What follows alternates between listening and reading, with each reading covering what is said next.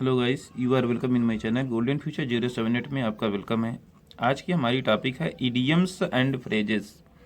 Idioms and phrases, idiom और phrase पर और भी वीडियोस मैंने दे दिया है आपको। आज उसी के आगे मैं वीडियोस आपको देने वाला हूँ। ठीक है गाइस, तो my dear friends and guys, बिल्कुल आप केयरफुली आप इस वीडियो को वॉच करेंगे। जैसे कि पहला हमारा इडियम है। इडियम है क्या है हमारा मुहावरा कि नो पेंस नो गेंस। ठीक है, नो पेंस नो गेंस। इसका अर्थ हिंदी में ये होता है कि बिना सेवा के मेवा नहीं मिलता। यानी नो पेंस यानी बिना कष्ट के, गेन मतलब फायदा या लाभ। तो इसका शाब्दिक अर्थ नहीं दिया जाता, बल्कि इसका जो एक मुहावरे का अर्थ होता है वो मैं आपको इस वीडियो में पूरे तरह से बताने वाला हूँ। ठीक है, और भी जितने मतलब कुछ ऐसे मुहावरे हैं जो इंग्लिश में हम जिसको प्रोवर्ब बोलते हैं, तो उनकी भी हिंदी में आज आपको बताने वाला हूँ, ताकि आपको इंग्लिश वर्ड के साथ साथ ट्रांसलेशन के साथ साथ ये मुहावरे, ये इडियम फ्रेज, प्रोवर्ब भी आने चाहिए। तभी आप एक अच्छे इंग्लिश एक्सपर्ट माने जाएंगे। ठीक है गाइस, तो हमारी वीडियो आज की बहुत ही खास और इम्पॉर्टेंट होगी, तो आप इसको बहुत ही केयरफुली देखेंगे। ठीक है गाइस, तो आइए फिर स्टार्ट करते हैं। दूसरा क्या है हमारा, दूसरा मैंने आपके लिए क्या दिया है उसकी हम बात कर लेते हैं। ठीक, तो दूसरा हमारा ये है कि might is right. Might is right, ठीक है।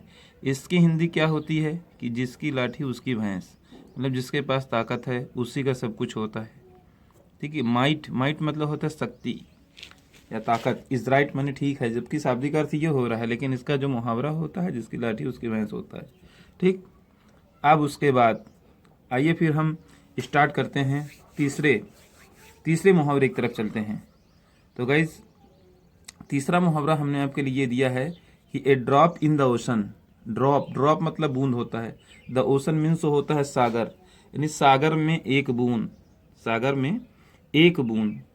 ये इसका शाब्दिक अर्थ हुआ, लेकिन इसका मुहावरा क्या हो रहा है? इसका मुहावरा हिंदी में ये होता है, जैसे आप जानते होंगे कि ऊंट के मुंह में जीरा। अगर ये आपको बोलना है, अगर ये आपको बोलना है तो a drop in the ocean English में यूज़ करना है।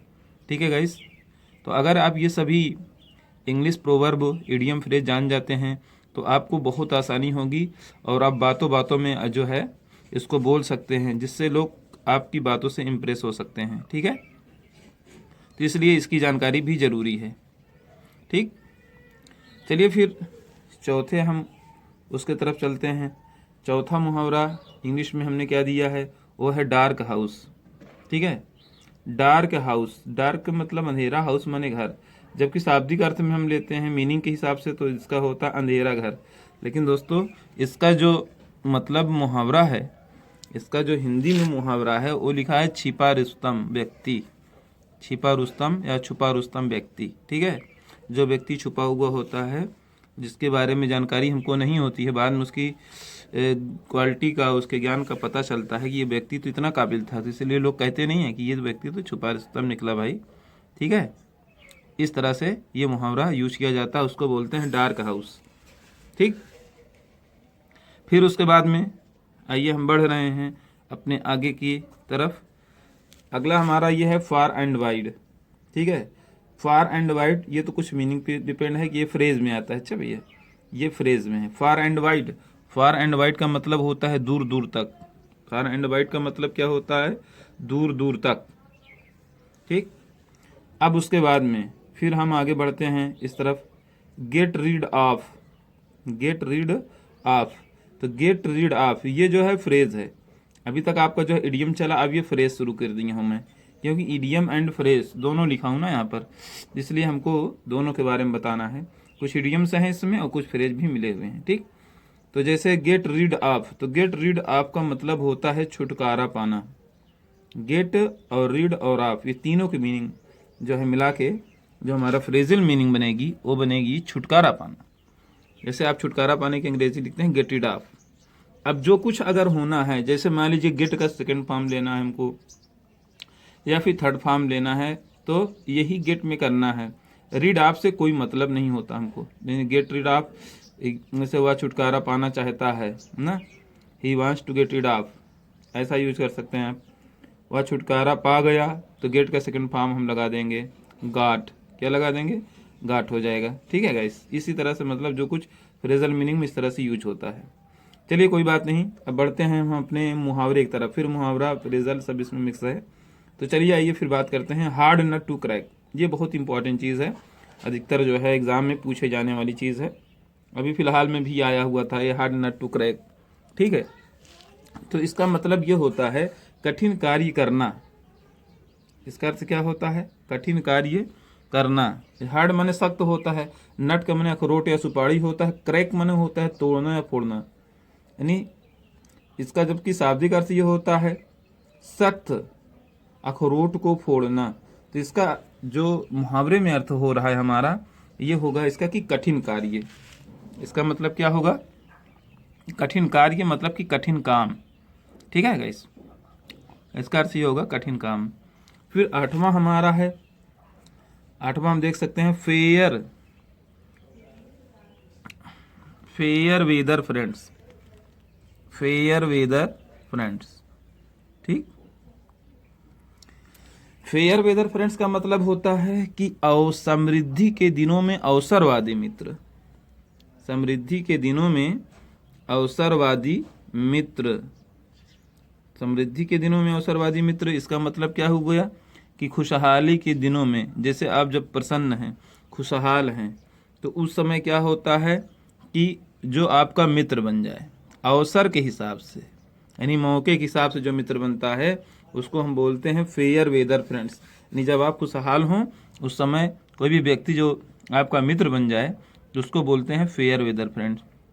और जब आप समृद्धि के दिनों, जैसे आपके मतलब समृद्धि का जो दिन है वो मान लीजिए कोई दुख तकलीफ या कोई मुसीबत आ जाए फिर वो आपका साथ न दे, तो समझ जाइए ऐसे दोस्त को फेयर वेदर फ्रेंड्स, एक प्रकार से कह सकते हैं कि चापलूस मित्र जो होते हैं, कि सिर्फ जो अपना काम निकालना चाहते हैं, तो ऐसे फ्रेंड्स को कहा जाता है fair weather.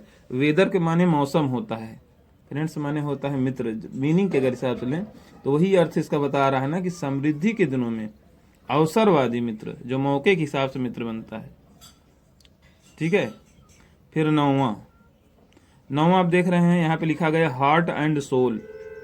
Heart and soul का मतलब ये होता है कि पूरी शक्ति से, जबकि हार्ट माने हृदय या दिल होता है और सोल मतलब होता है आत्मा। दिल और आत्मा, इसका मतलब है कि पूरे मन से, यानी पूरी शक्ति से, पूरी ताकत से। फिर उसके बाद में आप 10वां देख रहे होंगे, यहाँ पर 10वां लिखा गया है। 10वां ये लिखा गया कि हिमालयन ब्लंडर। क्या लिखा गया है? Himalayan blunder. तो हिमालयन ब्लंडर का मतलब होता है बड़ी गंभीर भूल। हिमालयन ब्लंडर का मतलब क्या होता है? बड़ी गंभीर भूल या बहुत बड़ी गलती, उसको बोलते हैं हिमालयन ब्लंडर। तो गाइस, ये रही हमारी आज की video idiom and phrases. Idiom and phrases की वीडियोस आपको लगातार जो है एक के बाद एक, थोड़ा गैप करके जो है हो सकता है मिले, लेकिन आपको दी जाएगी। ये बहुत ही इंपॉर्टेंट चीज़ है, इंटर लेवल की है ये। बाकी अगर इससे कम क्लासेज वाले बच्चे भी जानकारी करना चाहते हैं, देखिए नॉलेज कभी बेकार नहीं जानता है। और इसमें अभी क्या है पेपर में कि जैसे बहुत पहले यूज़ करने के लिए देता था, तो अब चूज़ करने के लिए देता है। यूज़ नहीं बल्कि चूज करने के लिए।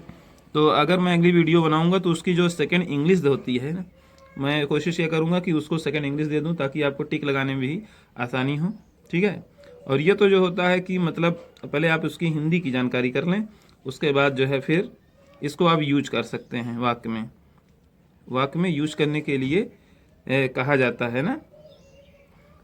तो यूज हम किसी तरीके से कर सकते हैं, जब हमको उसका अर्थ पता होगा ना तो हम यूज भी कर सकते हैं। जैसे सपोज दैट कि पहला वाला मैं आपको बताया था, नो पेंस नो गेंस, बिना सेवा के मेवा नहीं मिलता। जैसे किसी का नाम हम लेके यूज कर दें कि जैसे Ramesh did not serve his parents, अपने माता पिता की सेवा नहीं किया। He wants all his property so it is so no pains no gain, मतलब उसने सेवा नहीं किया और उसके प्रॉपर्टी पूरा लेना चाहता है। तो कहने का मतलब ये तो वही बात हुई ना, जिसे बिना सेवा के मेवा नहीं मिलता। तो सबसे पहले आपको सेवा करनी होगी, फिर उसके बाद में उसका मेवा मिलेगा, उसका फल मिलेगा। ठीक है, तो इसी बेस पे आप जो है यूज़ कर सकते हैं। नेक्स्ट टाइम ये हो सकता है कि उसकी मैं सेकंड इंग्लिश दूं, या नहीं तो ये तो जो दे रहा हूँ वो वीडियो तो आपकी चलेगी ही। तो गाइस, आप इस वीडियो को पूरा वॉच करें, अपने दोस्तों और दोस्तों, और जो भी आपके संपर्क में कांटेक्ट में लोग हों उन तक शेयर करें। और इसके लिए दोस्तों लाइक और सब्सक्राइब ज़रूर करें, ताकि आपकी वीडियो जो है आगे बढ़ती रहे और आपको इसका काफ़ी बेनिफिट मिलता रहे। Thank you very much. तब तक के लिए आप वीडियो देखते रहें।